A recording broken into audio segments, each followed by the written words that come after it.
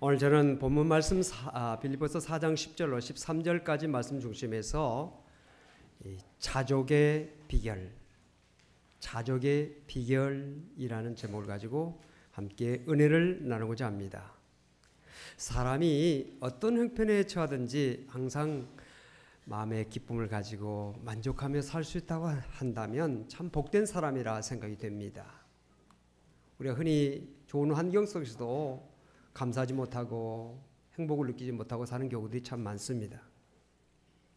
이 자족이라고 하는 말의 뜻은 스스로 족하게 여기는 마음을 자족이라 그렇게 말합니다. 보통 인간은 외적인 환경이나 상황, 조건에 의해서 만족이나 불만족을 느끼게 되지요. 맛있는 음식을 먹고 나서 만족하다, 배불리 먹고 나서 좋다 이렇게 생각을 하지요. 또 좋은 옷을 입으면서 참 좋다 이렇게 생각할 수 있죠. 또 좋은 그런 환경 속에서 아름다운 경치를 보면서 참 아름답다, 좋다 이렇게 생각할 수 있습니다. 사랑하는 사람과 사랑을 나누면서 나는 너무 좋다, 행복하다 이런 느낌을 가질 수 있습니다. 어느 TV 토크쇼에서 한 소녀 가장이 초대되어서 나왔습니다. 그 소녀의 아버지는 소녀가 어렸을 적에 돌아가셨고 얼마 후에 어머니마저 집을 나가버리고 말았습니다. 그래서 이 어린 소녀는 어렸을 적부터 동생과 함께 가정을 꾸려나가는 그런 삶을 살게 됐지요. 토크쇼를 진행하는 사회자가 그 소녀에게 물었습니다. 소원이 뭐예요? 라고 물었습니다. 그랬더니 그 소녀가 하는 말이 저도 남들처럼 행복했으면 좋겠어요 라는 말을 했습니다.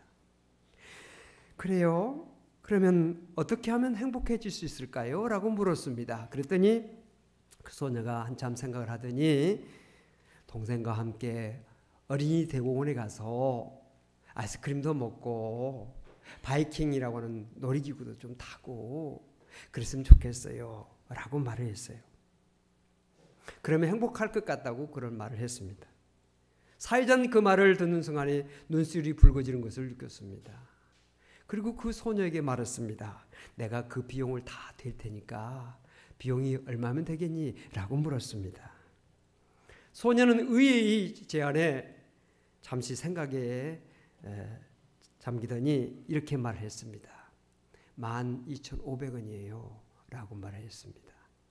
입장료가 얼마, 아이스크림 값이 얼마, 그리고 바이킹 타는 값이 얼마 이렇게 해가지고 상세한 내용까지 이야기를 하면서 말을 했어요.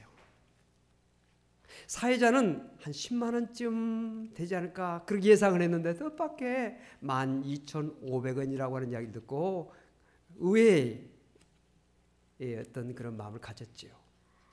좀 놀라워했어요. 그러나 좀 더 놀란 것은 그 아이의 너무나 순진한 마음에 다시 한번 놀라면서 눈시울이 붉어졌습니다. 그 다음의 이야기는 잘 모르지요. 그러나 그 사회자는 그 아이에게 12,500원이 아니라 더 많은 돈을 주었을 것이고 그 소녀는 자기 동생과 함께 어린이 대공원에 가가지고 아이스크림도 사 먹고 바이킹도 타면서 행복한 그 시간을 잠시 보냈을 것이다 이렇게 생각을 할 수 있습니다.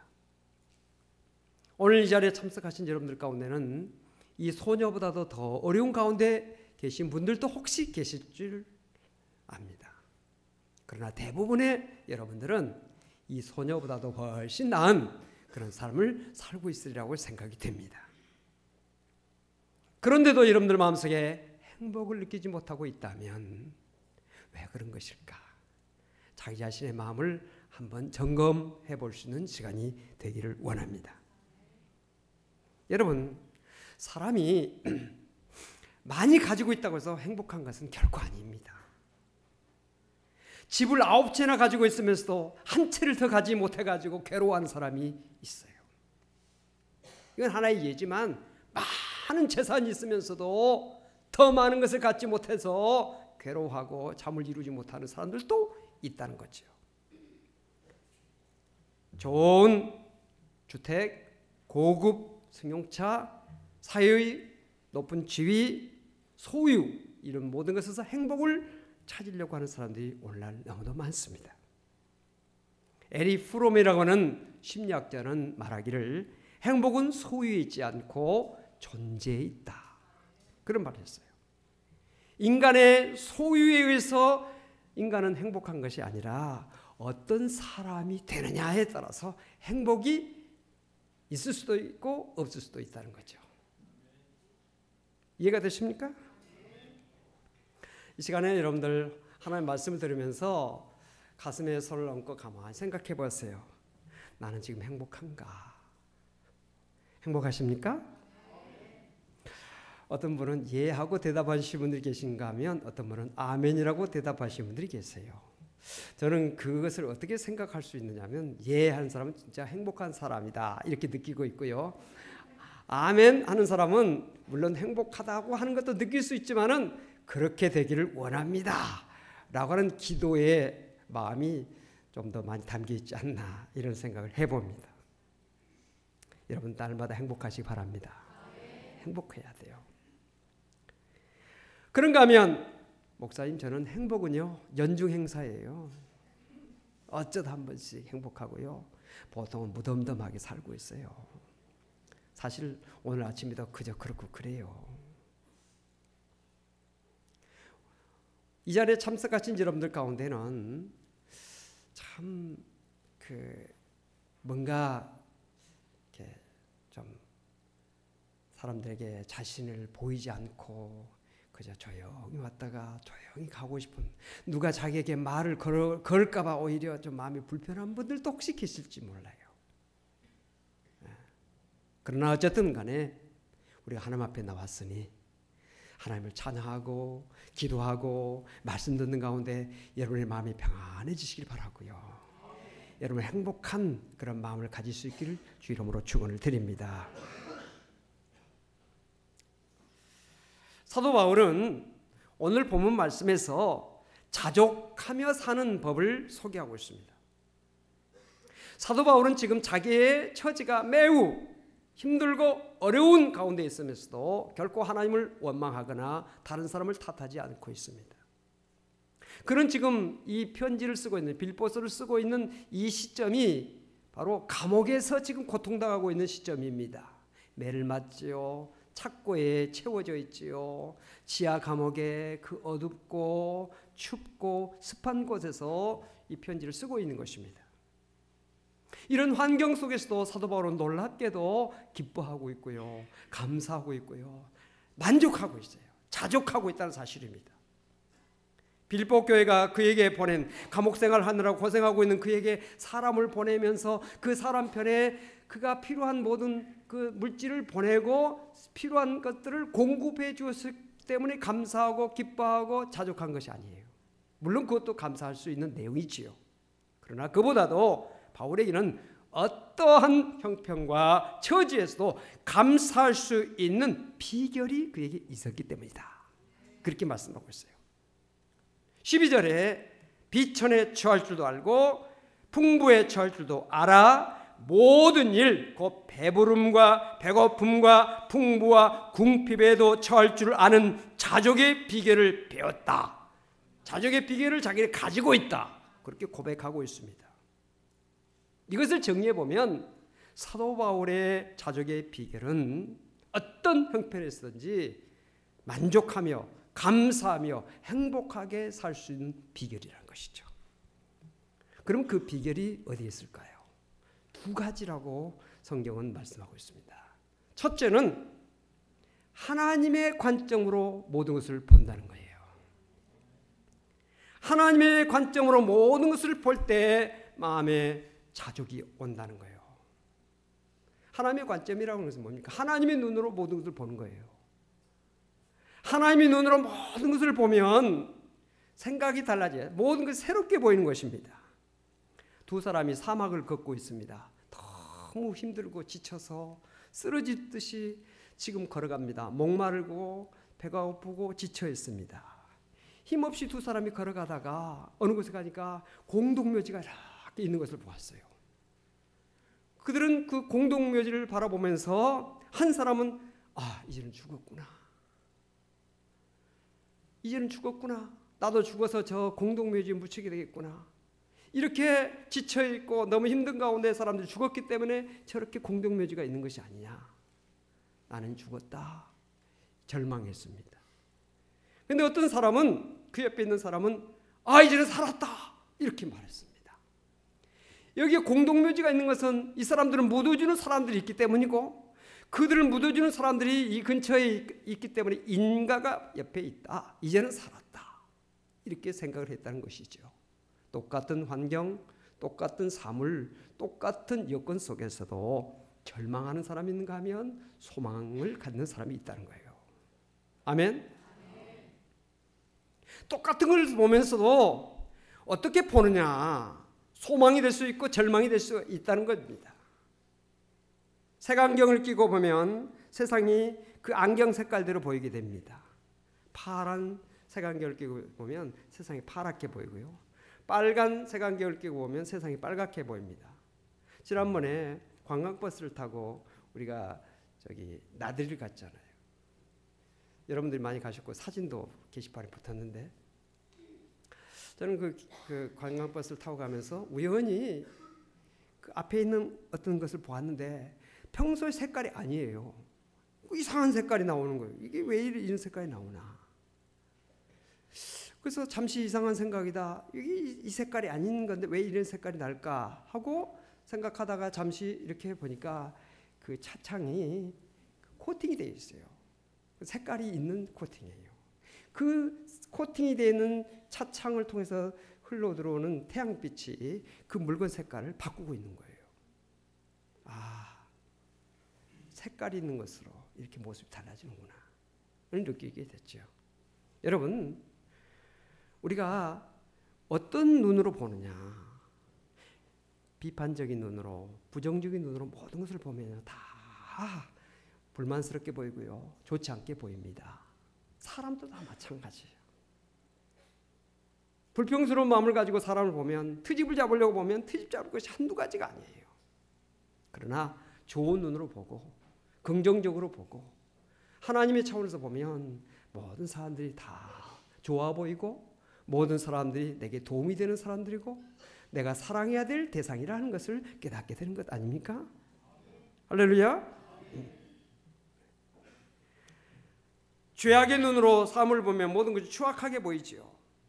우주 만물을 창조하시고 그리고 전지전능하신 하나님의 눈으로 보게 된다면 우리는 세상을 잘 볼 수가 있을 거예요. 왜? 세상 모든 것이 하나님의 뜻 가운데 창조되었고 하나님께서 섭리하고 계시기 때문에 하나님 차원으로 하나님의 눈으로 모든 것을 보면 길이 바르게 보이고요, 사물이 바르게 보이는 것입니다. 창세기 1장 28절에 보니까 하나님께서 아담과 하와를 창조하시고 난 다음에 그들을 축복하신 내용이 나오죠. 생육하고 번성하여 땅에 충만하라. 땅을 정복하라. 바다의 물고기와 하늘의 새와 땅에 움직이는 모든 생물을 다스리라. 이런 말씀하셨습니다. 성도는 하나님의 자녀이지요. 온 우주 만물 천지를 창조하시고 다스리시는 하나님의 아들과 딸이니 하나님의 관점으로 하나님의 눈으로 모든 것을 보면 하나님께서 정말 아름답게 창조하신 세상 속에서 아름다운 삶을 살 수가 있는 것입니다. 마귀가 우리 가운데 역사한다면 마귀가 인도하는 대로 우리는 세상을 어둡게 살 수밖에 없지요. 멸망으로 갈 수밖에 없는 것이지요. 오늘 본문을 기록한 사도 바울, 그가 예수를 만나기 전에는 인간의 생각대로 모든 것을 보며 살았습니다. 자기의 신념대로 세상을 살았습니다. 그러니까 마음속에 늘 분노가 끌어올랐습니다. 자기 생각에 판단에 맞지 않는 것에 대해서 분노함을 느꼈어요. 그래서 그가 분노함을 가지고 많은 사람들을 검거해서 감옥에다 집어넣어야 되겠다 이런 생각을 가지고 다메섹으로 가다가 부활하신 예수님을 만납니다. 부활하신 예수님을 만나고 나서 그는 그 자리에 거꾸로 지게 되죠. 그는 부활하신 주님을 만나고 나서 자기의 잘못된 삶을 뉘우치게 됐습니다. 얼마나 내 생각이 잘못된가, 얼마나 내 신념이 잘못된 것인가를 깨닫습니다. 그러고 나서는 그는 3일 동안 식음을 전폐하고 몸부림치며 고통하며 지내지요. 하나님께서는 고통하는 그를 내버려 두지 아니하시고 하나님께서 쓰시는 아나니아라고 하는 선지자를 그에게 보내서 그에게 안수하며 그에게 기도를 해줍니다. 그리고 그에게 사명을 주지요. 당신은 이방인에게, 하나님을 알지 못하는 사람들에게 복음을 전하는 사명을 하나님께서 주셨습니다. 이 사명을 받고 나서 그의 눈이 뜨이게 되지요. 성경 말씀해 보니까 그의 눈에서 비늘 같은 것이 벗겨졌다, 이렇게 말씀하고 있죠. 그래서 밝히 보게 됐다고 성경은 말씀하고 있습니다. 사명이 눈을 뜨게 된 거죠. 그때부터 그의 삶이 달라집니다. 가치관이 달라집니다. 세상을 사는 삶의 자세가 달라지게 되지요. 그때부터 그는 늘 만족을 느끼게 되고 늘 감사하게 되고 하나님의 쓰시는 사람으로서 하나님의 원하시는 삶을 살게 된 것입니다. 여러분, 하나님의 관점으로, 하나님의 눈으로 세상을 보면 환경에 의해서 사람이 흔들리지 않습니다. 인생의 중심이 딱 잡히게 됩니다. 인생의 중심이 잡히게 되면 작은 것에도 감사할 수가 있고요, 만족할 수 있고요, 많은 것이 있음에도 불구하고 중심이 무너지지 않고 자기 삶을 지킬 수가 있는 사람이 되는 것입니다. 할렐루야. 사랑하는 성도 여러분, 오늘 여러분들의 눈이 하나님의 눈으로, 하나님의 관점으로 여러분의 눈이 열리게 되시기를 주름으로 축원을 드립니다. 두 번째는 이 자족하는 비결이 어디 있느냐? 예수 안에 거할 때 자족의 능력을 얻게 된다는 것입니다. 오늘 본문 13절에 보니까 내게 능력 주신 자 안에서 내가 모든 것을 할 수 있다, 이렇게 말씀했어요. 내게 능력 주시는 자, 그분이 바로 누구냐? 예수님이시지요. 예수님 안에 거할 때 우리는 세상을 늘 승리하며 늘 기뻐하며 감사하며 살 수가 있다는 말씀이옵시다. 예수님은 사도 바울에게 모든 어려움을 이길 수 있는 능력을 주셨을 뿐만 아니라 그의 모든 필요를 채워주셨습니다. 나의 하나님이 예수 그리스도 안에서 그 풍성한 대로 너희 모든 것을 채우신다고 빌립보서 말씀하고 있는데, 예수 안에 있을 때 예수님께서는 우리에게 필요한 모든 것을 늘 시간 때마다 일마다 우리에게 공급해 주셔서 그 은혜 가운데 살게 하신다는 말씀이옵시다. 일체의 비결을 배웠다는 표현이죠. 노벨 문학상을 수상한 유명한 소설가 어네스트 헤밍웨이는 새해가 되면 하는 일이 있대요. 어떤 일을 했느냐면 친구들을 모아놓고 자기가 가장 소중하게 여겼던 것을 친구들에게 이렇게 나눠주었대요.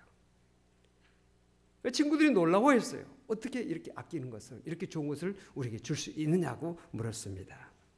그때 그 헤밍웨이는 말하기를, 나는 내 자신이 어떤 소유물을 소유하고 있지 그것들에 의해서 내가 소유당하고 있지 않다고 하는 사실을 알려주기 위해서 이렇게 한 것이다, 그렇게 말을 했습니다.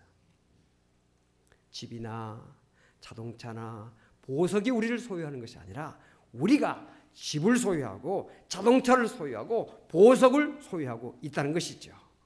이건 가장 기본적인 것인데도 불구하고 이것이 안 되는 사람들이 의외로 많습니다. 오늘날 물질이나 또는 어떤 권력, 이런 것이 우리에게 소유물이 돼야 되는데 그것에 의해서 끌려다니는, 그것의 노예가 돼가지고 그것에 의해서 우리의 삶이 좌우되는 사람들이 의외로 많습니다. 자기 중심을 잡지 못하고 그것에 의해서 늘 흔들립니다. 그래서 물질 때문에 웃고 울고 괴로워하고 고통하고 화를 내고, 권력 때문에 고통하고 슬퍼하고 기뻐하고, 세상 것 때문에 우리의 희비애락이 막 늘 바뀌는 거예요. 이것이 우리가 그들에게 끌려간다는 증거입니다. 물질이 있으면 그저 좋고 없어도 그만이다. 보석이 있어도 좋고 없어도 그만이다. 이런 중심이 우리에게 있어야 되는데 너무 세상 것에 우리의 삶이 좌우가 되는 거예요. 왜? 우리 중심이 제대로 잡혀 있지 않기 때문에, 우리 중심이 세상 것에 너무 치우쳐 있기 때문에 우리가 너무 그것에 흔들리고 있다는 사실이에요. 긍정이 안 되십니까?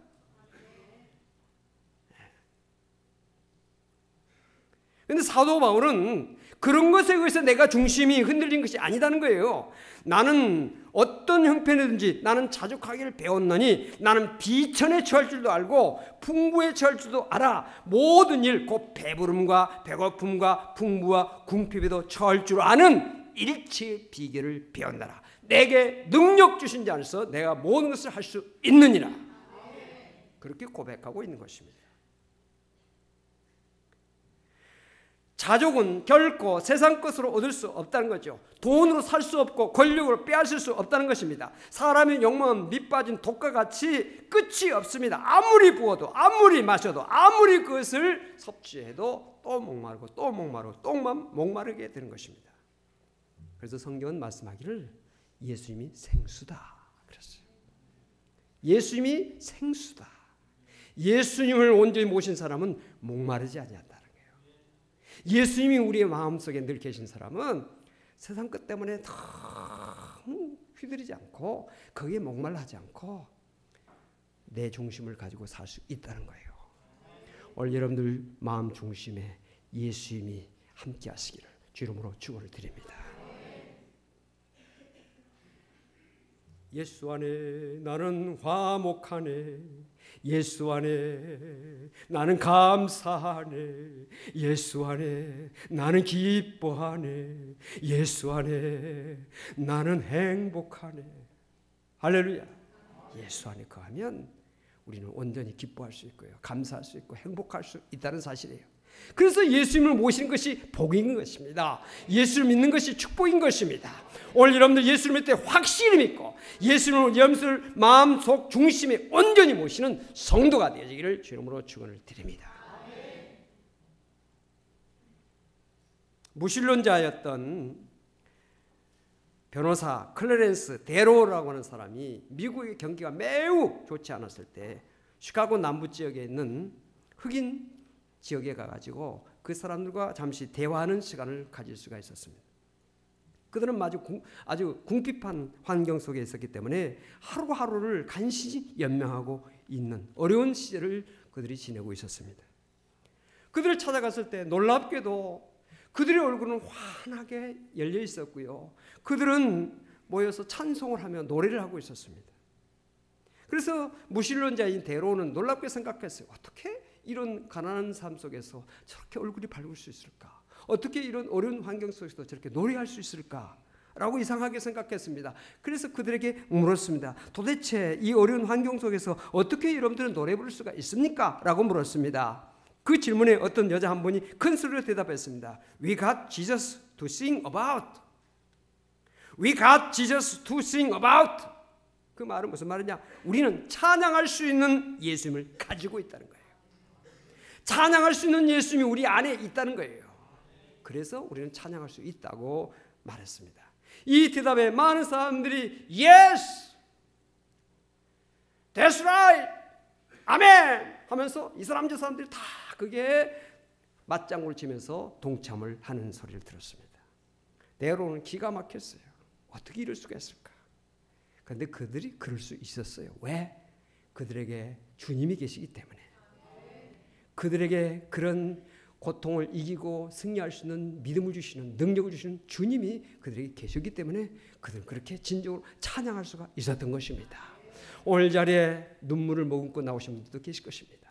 마음의 근심과 고통을 가지고 나와서 주님 앞에 예배드리는 성도가 있을 수 있습니다. 그러나 우리가 하나님 앞에 찬양할 수 있고 하나님 앞에 영광 돌리며 하나님의 말씀을 듣고 기뻐하고 그 말씀을 붙잡고 우리가 나갈 수 있는 그 은혜와 그 축복이 있는 것은 예수님이 우리 안에 계시기 때문에, 예수님이 우리와 함께 계시기 때문에, 성령께서 우리를 붙들어 주시고 인도하시기 때문에 우리는 슬픔 중에서도 찬송할 수가 있고 고통 중에서도 우리는 하나님을 향해서 기도할 수 있고 영광 돌 수가 있는 것입니다.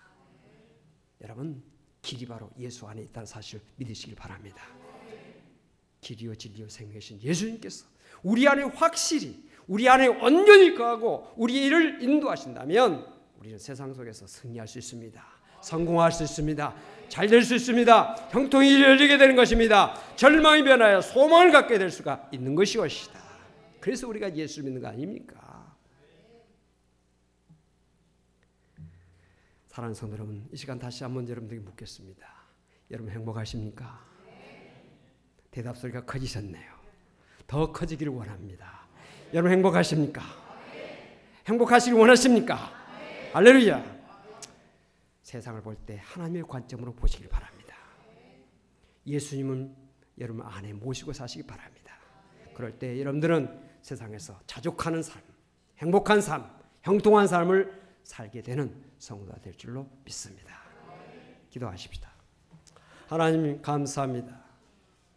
오늘도 주의 전에 나와서 주의 말씀을 통해서 우리의 어두운 마음이 밝아지게 하시고 절망이 소망으로 바뀌게 해주시고 불신앙이 믿음으로 바뀌게 하시니 감사합니다.